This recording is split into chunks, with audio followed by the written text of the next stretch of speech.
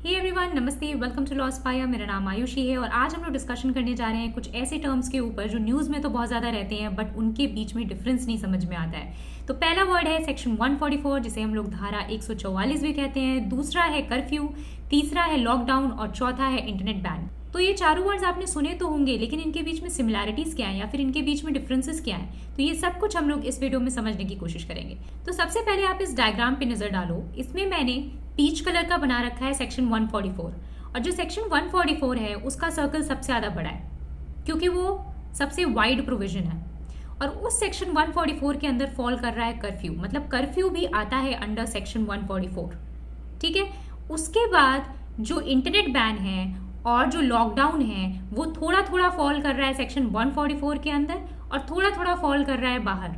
That means lockdown और internet ban दोनों ही section 144 के अंदर आते हैं बट उनको और लॉज भी गवर्न करते हैं। तो सबसे पहले हम लोग सेक्शन 144 समझ लेते हैं क्योंकि सेक्शन 144 का एम्बिट सबसे ज़्यादा वाइड है। तो सेक्शन 144 जनरली ये समझा जाता है कि वहाँ पर इम्पोज होता है जहाँ पर कोई वायलेंस होने वाला है या फिर कोई क्राइम कमिट हुआ है, इसलिए फ्यूचर में कोई पब्लिक प्रोटेस्ट हो सकती है वायलेंट या फिर राइट्स हो सकते हैं। तो ऐसे केसेस में 144 लगाया जाता है और इस उद्देश्य से लगाया जाता है जिससे 4 से ज़्यादा लोग पब्लिक में इकट्ठा ना हो। लेकिन ये बहुत ज़्यादा नैरो अंडरस्टैंडिंग है 144 की। 144 सीआरपीसी का ऐसा प्रोविजन है, मतलब क्रिमिनल प्रोसीजर कोड का ऐसा प्रोविजन है जो डिस्ट्रिक्ट मजिस्ट्रेट, एसडीएम या फिर किसी भी एग्जीक्यूटिव मजिस्ट्रेट को ये पावर देता है कि वो in writing with reasons x party, मतलब बिना किसी पार्टी को सुने हुए एक ऑर्डर पास कर सकते हैं टू अ पर्टिकुलर पर्सन और अ ग्रुप ऑफ पर्सन या फिर पब्लिक इन जनरल, मतलब पूरे डिस्ट्रिक्ट के लिए। किस लिए? सो दैट किसी व्यक्ति को कोई इंजरी या फिर ऑब्स्ट्रक्शन ना हो, नंबर 1, ह्यूमन हेल्थ को डेंजर ना हो या फिर कोई हेल्थ या फिर सेफ्टी इशू ना हो, नंबर 2, नंबर 3, पब्लिक ट्रैंक्विलिटी या फिर सार्वजनिक शांति डिस्टर्ब ना हो या फिर कोई राइट ना हो जाए। तो इन केसेस में एग्जीक्यूटिव मजिस्ट्रेट ये ऑर्डर पास कर सकता है कि आपको कुछ काम नहीं करना है या फिर आपको अपने प्रॉपर्टी से रिलेटेड, अगर आपके पास कोई प्रॉपर्टी है, आपके मैनेजमेंट में वो प्रॉपर्टी है या फिर आप उसको ओन करते हो, तो आपको अपने प्रॉपर्टी से रिलेटेड कुछ ऐसे एक्शंस लेने हैं जिससे कि ये जो प्रॉब्लम्स हैं, जो पॉसिबिलिटीज हैं, वो प्रिवेंट हो सके। तो ये ऑर्डर हमेशा इमरजेंसी के केस में पास किया जाता है in situations of apprehension of danger. और मैंने आपको वो सिचुएशंस बता दी हैं जहां जहां एप्रीहेंशन ऑफ डेंजर होता है और किस किस चीज का एप्रीहेंशन ऑफ डेंजर होता है। ठीक है, तो नाउ इस सेक्शन के अंदर किस किस तरह के ऑर्डर्स पास होते हैं। तो जैसे कि मैंने आपको पहले बताया, ये ऑर्डर पास हो सकता है कि 4 से ज़्यादा लोग इकट्ठा नहीं हो सकते पब्लिक में, या फिर ये ऑर्डर पास हो सकता है कि आप पब्लिक में किसी भी तरह के वेपन्स या फिर आर्म्स नहीं कैरी कर सकते हो, या फिर ये भी ऑर्डर पास हो सकता है कि आपको पब्लिक में मास्क लगाकर ही निकलना है लेकिन भीड़ नहीं इकट्ठा करनी है, जैसे कि कोविड के केस में हुआ था। या फिर ये ऑर्डर पास हो सकता है कि आपको अपने घर से बाहर नहीं निकलना है, जो कि जिसे हम लोग कर्फ्यू बोलते हैं। या फिर इंटरनेट बैन होने का ऑर्डर पास हो सकता है। तो इस तरह के ऑर्डर सेक्शन 144 के अंदर पास होते हैं। तो हमने 144 समझ लिया है, अब हम लोग कर्फ्यू समझ लेते हैं। तो जैसे कि मैंने आपको पहले बताया कि जो कर्फ्यू है वो भी 144 के अंदर ही इम्पोज होता है। तो कर्फ्यू का मतलब क्या होता है? कर्फ्यू का बहुत सिंपल सा मतलब होता है कि आप अपने घर से बाहर नहीं निकल सकते हो। मतलब जिस भी ड्यूरेशन के लिए कर्फ्यू इम्पोज किया गया है उस ड्यूरेशन के लिए आपको घर में रिस्ट्रिक्ट कर दिया जाता है, आपको घर से बाहर नहीं निकलने दिया जाता है एक्सेप्ट फॉर इमरजेंसी सिचुएशंस। ठीक है, तो जनरली इसे नाइट टाइम के लिए ही इम्पोज किया जाता है बट बहुत सारी सिचुएशंस में इसे दिन भर के लिए भी इम्पोज किया जा सकता है।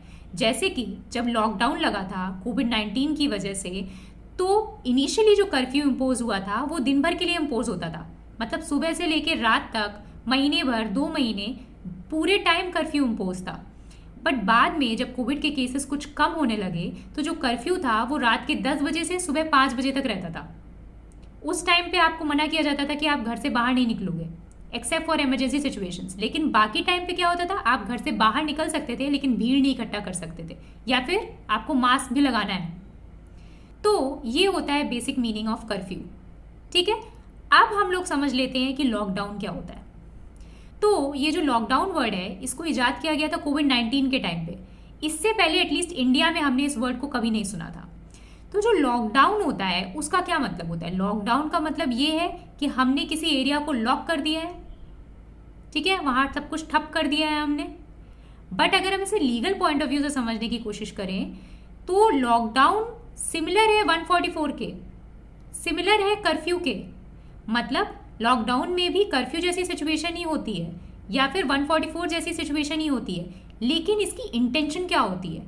इसकी इंटेंशन सिंपली हेल्थ होती है। मतलब हेल्थ के इश्यूज पे ही लॉकडाउन लगेगा। तो ऐसी सिचुएशंस में लॉकडाउन इम्पोज किया जा सकता है to prevent the spread of disease in a rapid manner. तो जैसे कि कोविड-19 के टाइम पे जो लॉकडाउन लगाया गया था तो उसका क्या इंटेंशन था? तो उसका भी तो यही इंटेंशन था कि बहुत तेज़ी से डिजीज़ ना फैले और जो हमारे हॉस्पिटल्स हैं वो ऐसा ना हो कि जवाब देने लग जाए, ओवरबर्डनड हो जाए, जो कि हो ही गए थे। तो लॉकडाउन की इंटेंशन नैरो होती है फ्रॉम सेक्शन 144। दो जो भी ऑर्डर्स इशू किए जाते हैं वो सिमिलर होते हैं सेक्शन 144 के और कर्फ्यू के। लेकिन ये जो लॉकडाउन होता है ये सेक्शन 144 के अंदर तो इशू किया ही जाता है, बट इसके लिए अदर लॉज भी हैं। तो अदर लॉज क्या है? एक है आपका एपिडेमिक डिजीजेज एक्ट और दूसरा है disaster management act. Epidemic diseases act specially epidemic diseases के लिए है और डिजास्टर मैनेजमेंट एक्ट किसी भी तरह के डिजास्टर के लिए है। दोनों ही लॉज के अंदर स्टेट गवर्नमेंट को और सेंट्रल गवर्नमेंट को पावर दी गई है कि वो ऐसे ऑर्डर्स को पास कर सकते हैं। अब हम लोग देखते हैं कि इंटरनेट बैन क्या होता है। तो जब से टेक्नोलॉजी एडवांस हुई है तो क्या हो रहा है? इतनी सारी जो मिस इन्फॉर्मेशन सोसाइटी में फैल रही हैं वो सब कुछ इंटरनेट से ही तो फैल रही हैं। या फिर कहीं पे भी प्रोटेस्ट होना होता है या फिर वायलेंट एक्टिविटी होनी होती है तो उसका सब मैसेजिंग कहाँ से होता है? इंटरनेट के थ्रू ही होता है। हम लोग इंटरनेट पे व्हाट्सएप का यूज़ करते हैं, सोशल मीडिया में हम लोग ट्विटर या फिर इंस्टाग्राम या फिर फेसबुक का यूज़ करते हैं अपने मैसेज को स्प्रेड करने के लिए। तो इसीलिए इस सिचुएशन में अब ये अर्जेंट हो गया था कि जो गवर्नमेंट है वो अब इंटरनेट के ऊपर भी बैन लगाए। अदरवाइज सिर्फ पब्लिक को अपने घरों में रिस्ट्रिक्ट करने से कोई फ़ायदा नहीं है, क्योंकि वो सब कुछ इंटरनेट पे एक्सचेंज कर लेंगे, बहुत सारी मिस इन्फॉर्मेशन फैल जाएंगी और इस मिस इन्फॉर्मेशन की वजह से वायलेंस भी हो सकता है। तो इसीलिए अंडर सेक्शन 44 जो डीएम ऑर्डर पास करता है या कोई एग्जीक्यूटिव मजिस्ट्रेट ऑर्डर पास करता है तो वो इंटरनेट बैन का भी ऑर्डर पास कर सकता है। लेकिन 2017 के बाद से लॉ चेंज हो गया है। अब जो इंटरनेट बैन है वो सेक्शन 144 के अंदर नहीं पास होता है। अब उसके लिए सेपरेट रूल्स बन गए हैं under section 5 of telegraph act. In rules का नाम है temporary suspension of telecom services, public emergency और पब्लिक सेफ्टी रूल्स 2017। तो टेलीग्राफ एक्ट के अंदर इन रूल्स को बनाने की क्या ज़रूरत है? तो नॉर्मली आपने एक फ़ोन टैपिंग वर्ड सुना होगा, जहाँ पर गवर्नमेंट फ़ोन टैप करती है बड़े बड़े लोगों का, पहले की मूवीज़ में दिखाया करते थे। तो ये फ़ोन टैपिंग किसके अंदर होती है? इसी टेलीग्राफ एक्ट के अंदर ही होती है। इसीलिए जो टेलीकॉम रिलेटेड जितनी गवर्नेंस है वो टेलीग्राफ एक्ट के अंदर ही होती है। तो जब गवर्नमेंट को इंटरनेट पे बैन लगाना था तो इंटरनेट भी तो टेलीकॉम का ही पार्ट है। ज़्यादातर जो हम लोग इंटरनेट यूज़ करते हैं वो मोबाइल इंटरनेट ही होता है। तो अगर आपको उस पर बैन इम्पोज करना है तो वो भी तो टेलीकॉम के अंदर ही आएगा। So that is why telegraph act. लेकिन इन रूल्स के अंदर डिस्ट्रिक्ट मजिस्ट्रेट बैन नहीं इम्पोज करता है। इन रूल्स में पावर दी गई है होम सेक्रेटरी को। मतलब अगर सेंटर बैन इम्पोज कर रही है पैन इंडिया या फिर यूनियन टेरिटरीज के एरिया में तो पावर है home secretary of the centre, और अगर स्टेट गवर्नमेंट बैन इम्पोज कर रही है तो पावर है home secretary of the state. इसके अलावा अगर आपको किसी पर्टिकुलर वेबसाइट को बैन करना है या फिर किसी पर्टिकुलर पेज को बैन करना है तो वो होता है under section 69A of information technology act. तो कई बार ऐसा होता है कि पूरा इंटरनेट बैन नहीं होता है लेकिन आप किसी पर्टिकुलर वेबसाइट को एक्सेस नहीं कर पाते हो, तो वो 69A के अंदर होता है। इन टेलीकॉम रूल्स के अंदर वो नहीं होता है। तो अब चाहे 144 का ऑर्डर हो या फिर आपको इंटरनेट बैन लगाना है या फिर आपको लॉकडाउन लगाना है तो कितनी लंबी ड्यूरेशन के लिए आप ये लगा सकते हो? कुछ तो लिमिटेशन होगी या फिर आप हमेशा के लिए लगा सकते हो। तो अगर 144 के अंदर कोई डिस्ट्रिक्ट मजिस्ट्रेट या एग्जीक्यूटिव मजिस्ट्रेट ऑर्डर पास करता है तो मैक्सिमम वो 2 महीने के लिए ऑर्डर पास कर सकता है एक बार में। और उसके बाद अगर स्टेट गवर्नमेंट को ऐसा लगता है कि नहीं अभी सिचुएशंस नहीं सुधरी हैं तो वो उसको एक्सटेंड कर सकती है, लेकिन ओनली अप टू 6 मंथ्स। ठीक है, 6 महीने के बाद नहीं। उसके बाद अगर आप लॉकडाउन इम्पोज कर रहे हो तो 144 के साथ आप क्या करोगे? एपिडेमिक डिजीजेज एक्ट के अंदर भी जाओगे और डिजास्टर मैनेजमेंट एक्ट के अंदर भी जाओगे। लेकिन एपिडेमिक डिजीजेज एक्ट और डिजास्टर मैनेजमेंट एक्ट के अंदर कोई लिमिटेशन नहीं है, मतलब टाइम की कोई रिस्ट्रिक्शन नहीं है। आप कितना भी चाहो लंबा इम्पोज कर सकते हो। तो वो रिस्ट्रिक्शन कहाँ से आएगी 144 के अंदर? क्योंकि सिर्फ एपिडेमिक डिजीजेज एक्ट या फिर डिजास्टर मैनेजमेंट एक्ट का यूज़ नहीं किया जाता है, साथ साथ में 144 का यूज़ किया जाता है लॉकडाउन लगाने के लिए। तो जो लिमिटेशन 144 की है वही लॉकडाउन के केस में भी लगेगी, ठीक है। और कर्फ्यू तो ऑलरेडी आता ही है 144 के अंदर, तो वो तो सेम ही होगा जो 144 का होगा। अब जो इंटरनेट बैन है उसके लिए अलग केस है। इंटरनेट बैन के लिए जो टेलीकॉम रूल्स हैं जिनके बारे में मैंने अभी आपको बताया, उसके अंदर मैक्सिमम लिमिट दी हुई है 15 दिन की। मतलब एक बार में जो भी ऑर्डर पास होगा उसकी लिमिट है 15 दिन। 15 दिन के लिए ही आप बैन लगा सकते हो एक बार में। उसके बाद अगर आपको बैन को फर्दर लगाना है तो आपको न्यू ऑर्डर्स पास करने पड़ेंगे। लेकिन मान लो आप इन ऑर्डर्स को नहीं फॉलो करते हो तो क्या होगा? तो जो सेक्शन 188 है इंडियन पीनल कोड का, वो ये बोलता है कि अगर आप ऐसा कोई ऑर्डर किसी पब्लिक सर्वेंट ने, मतलब इस केस में डिस्ट्रिक्ट मजिस्ट्रेट या फिर होम सेक्रेटरी इंटरनेट बैन के केस में, अगर आप उस ऑर्डर को नहीं मानते हो तो आपको मैक्सिमम 6 महीने की सज़ा हो सकती है जेल की, या फिर आपके ऊपर फाइन इम्पोज किया जा सकता है मैक्सिमम 1000 रुपीज़ का, या फिर दोनों। और अगर आप पब्लिक सर्वेंट को ऑब्स्ट्रक्ट करते हो अपनी ड्यूटी निभाने से, मतलब आप कहते हो कि नहीं नहीं नहीं नहीं लॉकडाउन मत लगाओ, यहाँ पर तुम क्यों ड्यूटी कर रहे हो, हटो यहाँ से, तो आपको 3 महीने की सज़ा हो सकती है, या फिर आपके ऊपर 500 रुपये का फाइन इम्पोज हो सकता है, या फिर दोनों। तो अगर 144 लगा हुआ है, इंटरनेट बैन लगा हुआ है, या लॉकडाउन लगा हुआ है, या कर्फ्यू लगा हुआ है, तो प्लीज़ फॉलो द ऑर्डर्स, या फिर लॉ के अंदर कुछ प्रोसीजर मेंशन्ड है जिससे आप क्वेश्चन कर सकते हो इन ऑर्डर्स को। आपको उन मेथड्स को फॉलो करना पड़ेगा।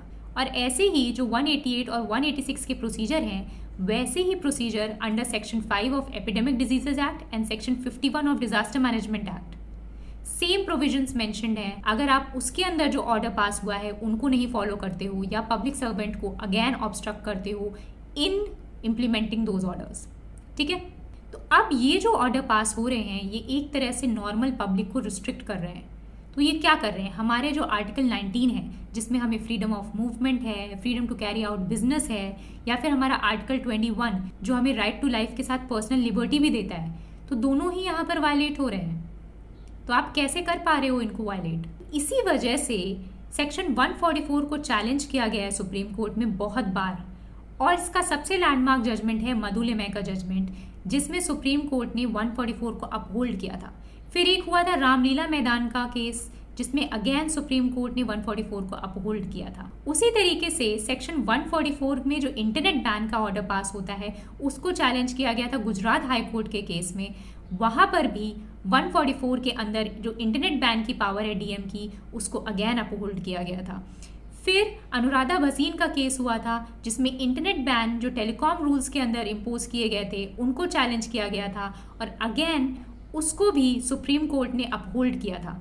लेकिन इन सारे जजमेंट्स में एक बात कॉमन है, सुप्रीम कोर्ट ने ये चीज़ साफ बोली थी कि चाहे वो इंटरनेट बैन हो या फिर सेक्शन 144 हो, जो भी आप बैन या फिर जो भी आप इस तरह के रिस्ट्रिक्शंस इम्पोज करते हो, they should fall under reasonable restrictions and they should follow due procedure.